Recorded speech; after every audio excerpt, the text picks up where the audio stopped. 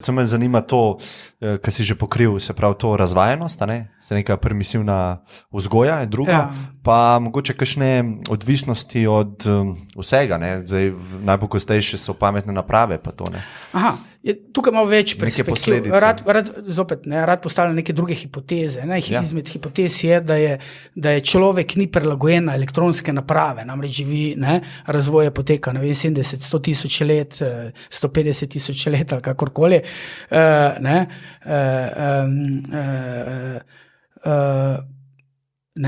Elektronske naprave so pa zadnji 20-30 leti nismo prilagojeni na njih. To je v bistvu nek tak zaključek. Kaj pa, če je ravno obratno? Kaj pa, če v resnici mi nismo prilagojeni na lopato pa na žogo? Okay? Kaj, če smo nobena stvar v naravi ne obstaja, da bi bili ljudje tako prilagojeni, kot smo na mobitel? Zakaj?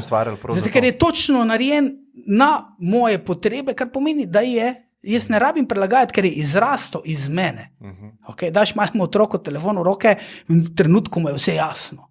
Ja, vprašanje je samo, s kakšnim namenom je ustvarjeno. Pač to je ena predpostavka, če jo obrnava, je vsaj utemeljen dvom spostaviva v ta prostor. Poskušam razmišljati, ne soditi. In zdaj, seveda pri otrocih, zakaj je problem uporabe elektronskih naprav? Otroci so kaj? Manj se skoncentrirajo, krajša je pozornost. Jaz bi rekel, odvisni od dopamina, ne? Ja, a je tudi, recimo ta, pozornost, ki se je bistveno skrajšala, odkar je internet, a je to problem ali razlagamo ga kot problem, je tako? Ja. Okay? Ja. Kaj pa, če to ni problem? Kaj pa, če imamo problem tem, da smo samo mi stari dinozauri, ki ne uspemo tako hitro sprocesirati informacije, kot jih oni lahko? Okay?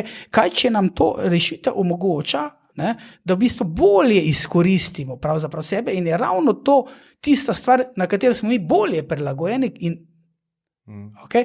Kaj če? Okay? To, kar ti zdaj sprašuješ, pravzaprav je social media, se pravi, kako jaz dobijem ta občutek samopotrditve. To pa tudi igrice, Sej otroci verjetno te dve stvari najbolj delajo, Igrice igrajo, mogoče gledajo kakšne risanke, pa socialna omrežja. Ja. Tako da, povsod je dopamin vključen. Pazi to, jaz sem z vasi in moje življenje je poleg nekega branja in knjig bila žoga. Z dvemi stvarmi, v mladosti me nikoli nisi videl brez žoge, v starosti me nikoli nisi videl brez knjige. Fuzbal ali košarka? Fuzbal, košarka, vse pač, kar se žoga kotali. In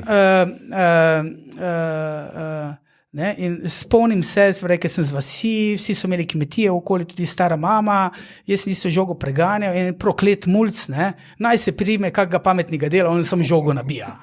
Okay. To je bilo, 40 let nazaj. Okay. Zdaj obrniva. Zdaj bi rekli, prokleti mulci, namesto da bi žogo nabijali, so na telefonu. In če 40 let bomo rekli mi, prokleti mulci, ki bi vsaj bili na telefonu in na računalniku so v nekem VR-u, ne vem kje.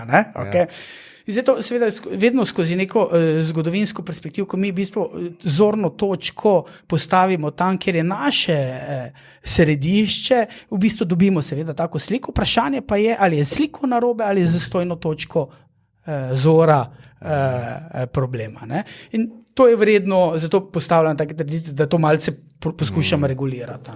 In zdaj, jaz mislim, da to taka stvar, elektronske naprave so pravzaprav taka stvar, kot je vsaka druga stvar, kot je recimo pitje vode. In to je vprašanje količine, najbolj čista studenčnica je zelo zdrava, do 6 litrov povprečno na dan, ki je pa smrtna doza. Okay? In to vprašanje škodljivosti in koristnosti je pravzaprav vedno vprašanje doziranja, kaj je ta dozirna enota, vseh zdravilih je tako, v medikamentozi posod. Okay? In zdaj vprašanje tudi pri nas ni ali ja ali ne, tem je vprašanje doziranja. Ampak če bi jaz zdaj sem heroin prinesel, pa bi jaz rekel, pa sej to je super, bova mal dozice dala. Tako da pri vseh stvareh verjetno ne velja to. Se pravi, nekaj je škodljivo že samo po sebi lahko, ne? Zelo malih dozah. Ne veva, Freud je ženi redno kokain predpisoval, če je bila malo slabe volje. Mislim, to vemo, kaj se dogaja. Ne? Kokain je lep primer, ker deluje na dopaminski receptor. Ne? Tako, na mezolimbični dopaminski sistem. Ja. Na ta del na sistem nagrajevanja ti udari vse, ti alkohol, ti nikotin, ti kofein in v bistvu vse. Igrice, social media, ne? Da, to pa zdaj otroci. Da, in tudi socialni odnosi. Okay? In da ti socialni odnosi pripeljajo dobro in slabo. Socialni odnosi, ker si jaz virozen, pripeljajo kaj tebi? Ja, virus. Okay. Pripeljajo tudi slabo sabo, ne samo. Ne? Zdaj, če imamo pa mi dva virtualno odnos, pa lahko sem računalniški virus pripeljava. To je res, res. Se pravi, vse je. Ne? In zdaj vprašanje, kako zajemava podatke. Ker jaz kot psihoterapeut bom inkliniran v to, da zajemam podatke tisti, ki potrjuje disfunkcije. Nekdo drugi bo nekje drugače zajemal podatke in jaz bi želel postaviti zopet več scenarijev in videti in kvalitetno probati zajemati podatke. In jih tam, kjer je možno kauzalno obravnavati, tam, kjer pa ni, pa samo korelacijsko, ne kauzalno.